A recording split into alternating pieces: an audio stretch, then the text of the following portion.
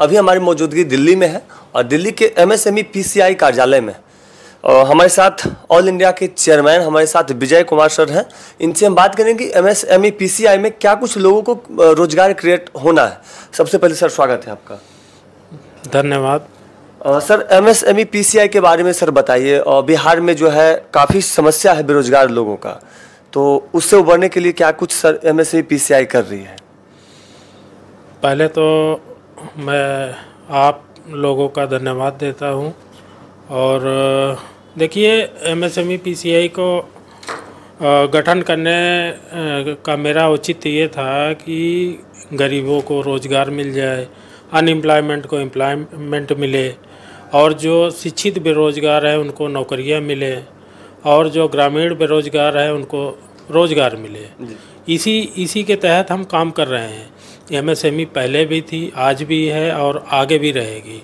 लेकिन डिपार्टमेंट में लोगों की कमी के कारण एमएसएमई डिपार्टमेंट की लगभग पीएमईजीपी के तहत 1074 योजनाएं चल रही हैं।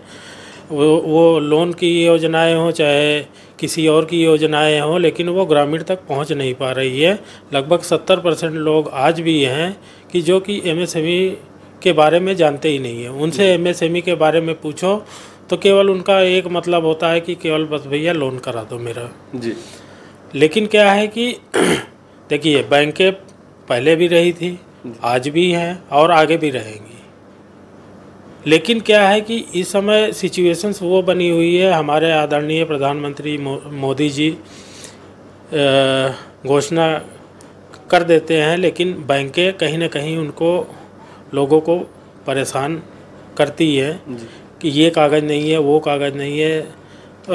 कई लोग तो ऐसे हैं, हमसे शिकायत करते हैं कि सर हम 6 महीना बैंक में दौड़े, हमारा लोन नहीं हुआ है।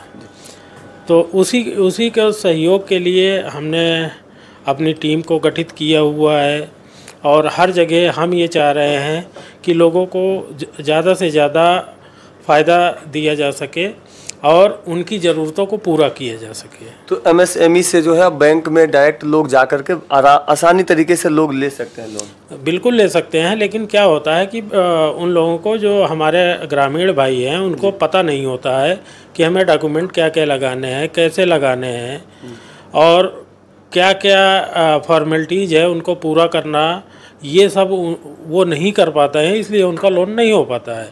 हम लोग एज ए ब्रिज के जैसे एमएसएमई डिपार्टमेंट और बैंकों के बीच में एज ए ब्रिज की तरह काम करके उनको जो है वो सुविधाएं दिलाने का प्रयास करते हैं। सर अभी जो है चल रहा है, अगर बिहार में देखा जाए तो सक्रिय रूप से नवादा का जो है काफ़ी ऑफिस में है, लोग हज़ारों लोग आ रहे हैं, रोज़ जा रहे हैं।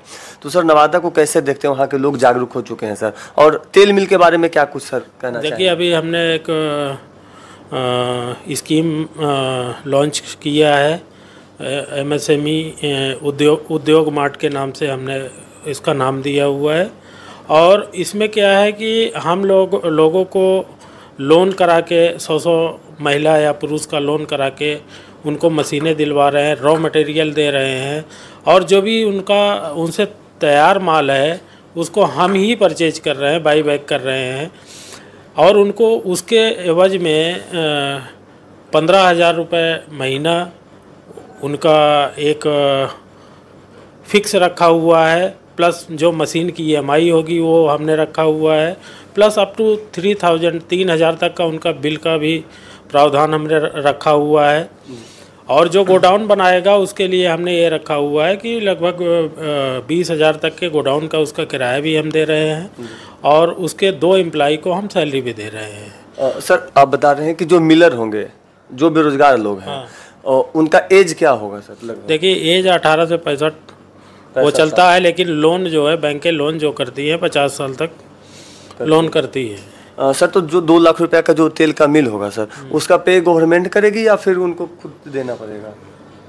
गवर्नमेंट का मतलब नहीं समझा। और जैसे 2 लाख रुपए का सर आप मिल दे रहे हैं, जो बेरोजगार लोग हैं, मशीन दे रहे हैं जी, मशीन जो दे रहे हैं, उसका पे जो है और जो मिलर होंगे वो करेंगे या फिर? देखिए, उसका पे हम इंस्टॉलमेंट इसीलिए उनके साथ भी 2 साल का हम एग्रीमेंट कर रहे हैं कि जब तक आप हमारे साथ काम करोगे, आपके ही नाम मशीन रहेगी, आपको ही किस्त भरना है।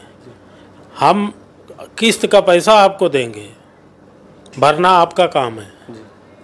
हम आपके अकाउंट में उसको ट्रांसफ़र करेंगे, जैसे ही किस्त आएगी उससे एक दिन पहले आपके अकाउंट में किस्त का पैसा चला जाएगा। तो सर ये पैसा जो 15,000 रुपये मंथली मिलेगा उसी में से कटना है? नहीं नहीं नहीं नहीं, वो 15,000 रुपये अलग है, और ये EMI जो कि जिस कंपनी हाँ, से होगा हाँ, वो हाँ, आप लोग करेंगे? हाँ, मतलब कि जिस बैंक से होगा, अब मान के चलो हमने 9,000 इनके खाते में डाल दिया, 9,000 या जो भी EMI बनी इनके खाते में हमने डाल दिया, तो इनके ही खाते से वो बैंक पैसा काटेगी।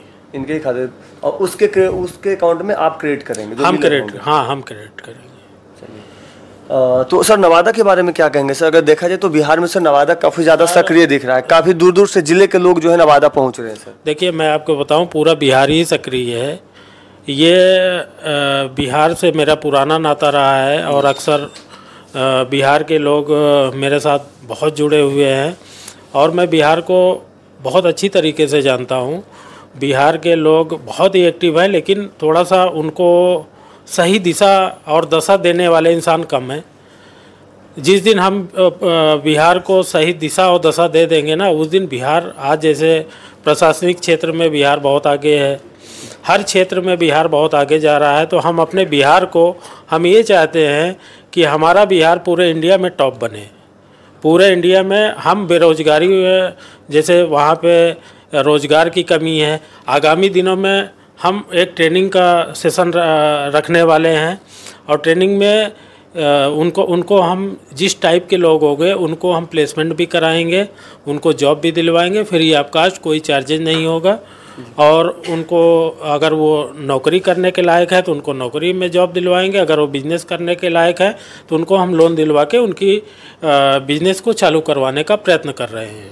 चलिए, तो हमारे साथ देख रहे थे ऑल इंडिया चेयरमैन हमारे साथ विजय कुमार सर। एक लास्ट सवाल है सर, इसमें तेल मिल योजना के साथ साथ कितना योजना है सर MSME में? MSME में बहुत सारी योजनाएं हैं। अभी गवर्नमेंट की MSME की डिपार्टमेंट की जेड रजिस्ट्रेशन योजना चल रही है, लीन अवेयरनेस योजना चल रही है, लीन ये उद्योगों के लिए चल रही है, लीन ट्रेनिंग्स योजनाएं चल रही है, विश्वकर्मा योजनाएं चल रही हैं, संकल्प योजना चल रही, बहुत सारी स्कीम्स चल रही हैं। लोन की तो 1074 स्कीम्स चल रही हैं।